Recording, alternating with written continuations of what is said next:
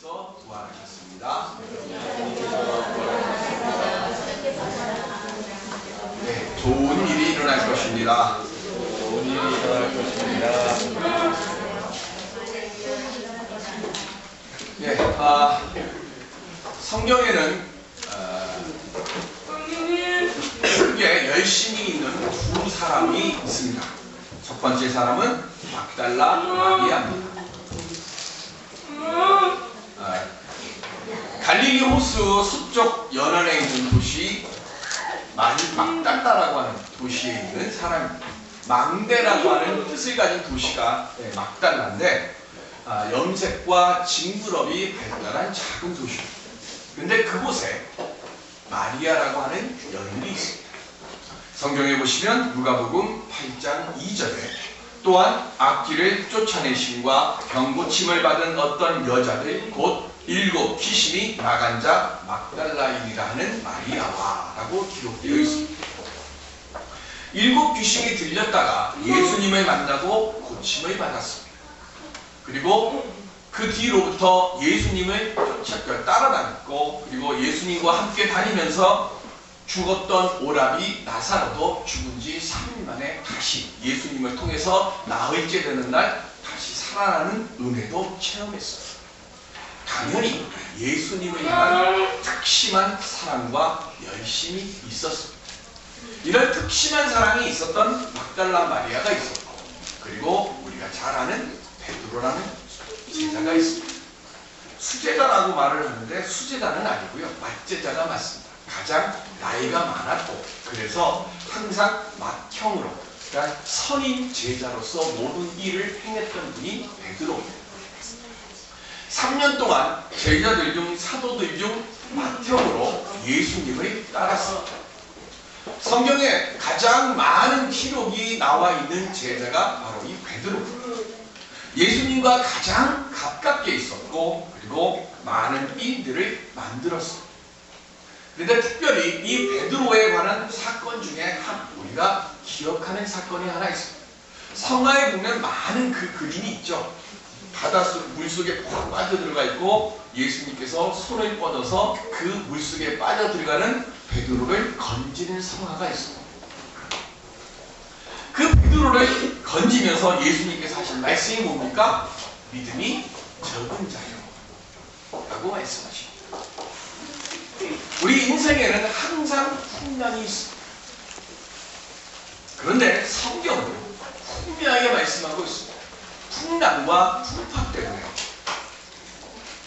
빠져 들어가지는 않습니다.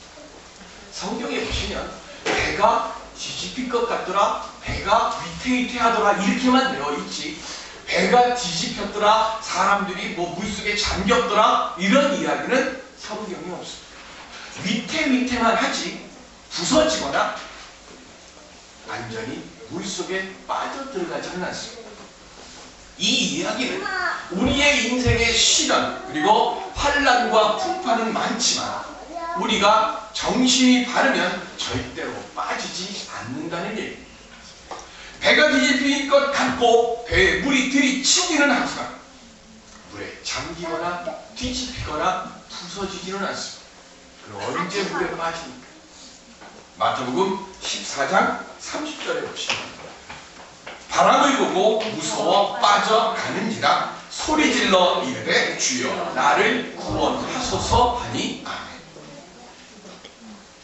주님을 볼 때는 예수님께서 물 위를 걸어오시는 것을 보고 베드로가 뭐라고 합니까? 유령이다. 제자들이 그랬을 때 내리 안심하라. 그랬더니 베드로가 말하기를 선생님이라고 하면 나도 선생님처럼 물 위에 서 있게 해주시옵소서라고 간청합니다. 그래서 예수님께서 뭐라고 그러세요? 오라 그랬어요.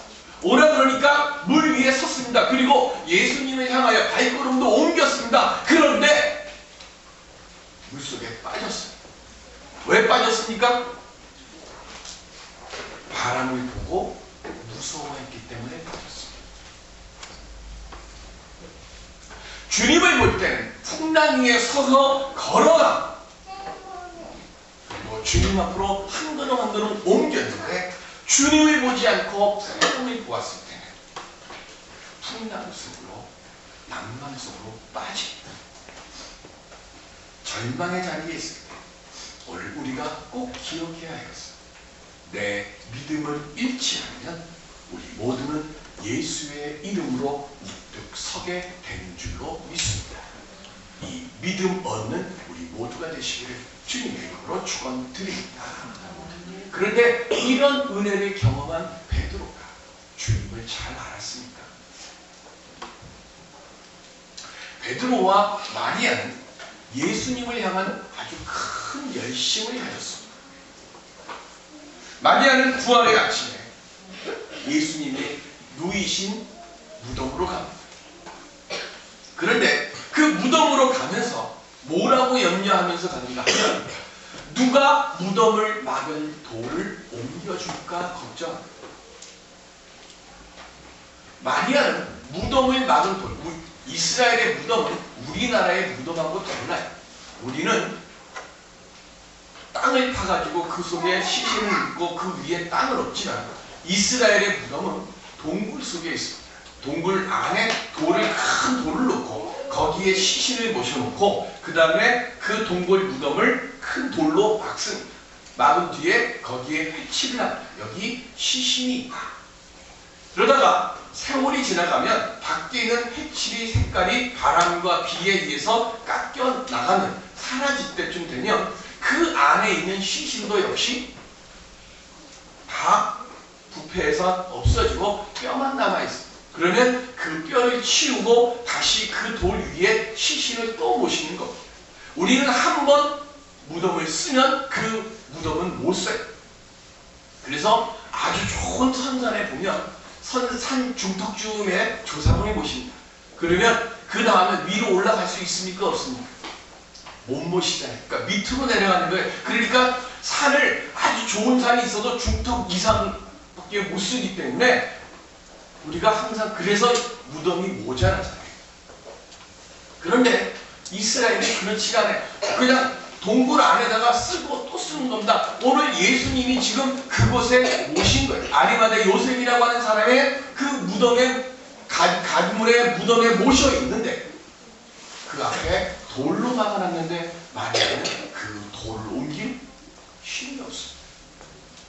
더더군다나 돌아가신 예수님을 다시 살리게 할 능력도 없습니다. 근데 왜 갔어요? 돌도 못 옮기고 돌아가신 예수님을 살릴 능력도 없으면서 이른 아침 왜 그렇게 일찍 갔습니까? 하나입니다. 예수님을 사랑했습니다. 비록 돌아가셨죠. 비록 내 힘으로는 주님을 어떻게 할 수 있는 방법은 없지만 그러나 가지고 있는 것 하나 예수님을 사랑했습니다. 그 사랑하는 마음이 막달라 마리아의 발걸음 부활의 아침에 주님 앞으로 옮겼고 그리고 그 주님의 부활의 첫 증인이 됩니다. 무덤의 돌은 굴러가 없어졌고 무덤 안은 텅 비어 있었습니다. 마리아가 이 소식을 베드로하고 요한에게 전해줬습니다. 가장 열심히 있는 베드로가 제일 먼저 뛰어서 갔습니다. 무덤 안에 들어갔습니다. 그런데 예수님이 안 계세요. 마리아도 보았지만 울고 있습니다. 베드로나 마리아 예수님을 향한 사랑과 열심은 있었는데 무엇이 없었습니까?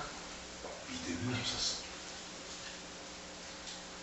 예수님께서 부활하셨다고 하는 사실을 믿지 못했고 알지도 못했습니다. 왜 그렇습니까? 이유는 하나님의 역사를 내가 아는 생각으로만 보았기 때문에 그랬습니다. 그래서 우리 천사들이 지금 마리아에게 이야기합니다. 어찌하여 우느냐 하고 얘기합니다. 왜 하나님의 역사를 너의 눈높이에 맞춰서 보려고 하느냐? 하나님의 눈으로 볼 수 있는 믿음의 눈을 가지라고 지금 천사가 마리아에게 말씀합니다.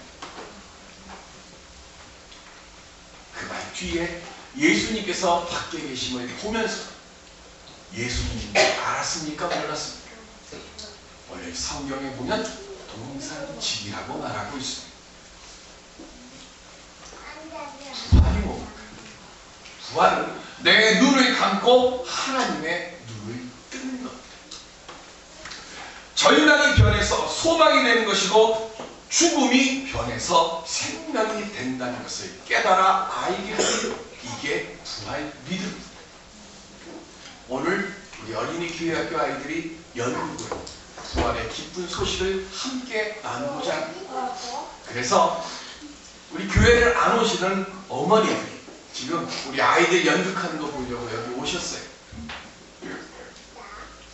마리아처럼 보기는 보는데 알지도 못하고 믿지도 못합니다. 믿음은 알아서 하는 게 아니라 믿음에서부터 알아져가는 것.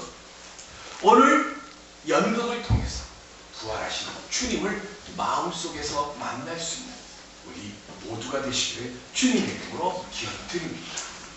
부활은 근심과 절망의 눈을 가지고 있습니다. 절대로 내 삶을 바꾸지 못하고 부활의 역사를 만들지 못한다고 하는 사실을 우리에게 말씀하고 있습니다. 그럼 어떻게 해야 될까요? 히브리서 13장 5절에 이렇게 말씀하고 있습니다. 우리 함께 하실까요? 돈을 사랑하지 말고 있는 바를 족한 줄로 알라. 그가 친히 말씀하시기를 내가 결코 너희를 버리지 아니하고 너희를 떠나지 아니하리라 하셨느니라. 아멘. 부활신앙은 두 가지입니다. 하나님께서 주님께서 절대로 우리를 버리지 않으시고 떠나지 아니하신다는 삶의 약속의 말씀입니다. 근심하나 낙심하지 마십시오. 실패하나 포기하지 마십시오. 죽음을 이기시고 부활하신 주님께서 우리와 함께하고 계십니다. 그 주님을 만날 수 있는 우리들이 될 때 인생의 풍랑 위를 걷고 뛰며 하나님의 영광을 드러내며 살아갈 수 있는 우리 모두가 될 줄로 믿습니다. 이 믿음의 부활의 신앙 고백할 수 있는 우리 모두가 되시길 주님의 이름으로 축원드립니다.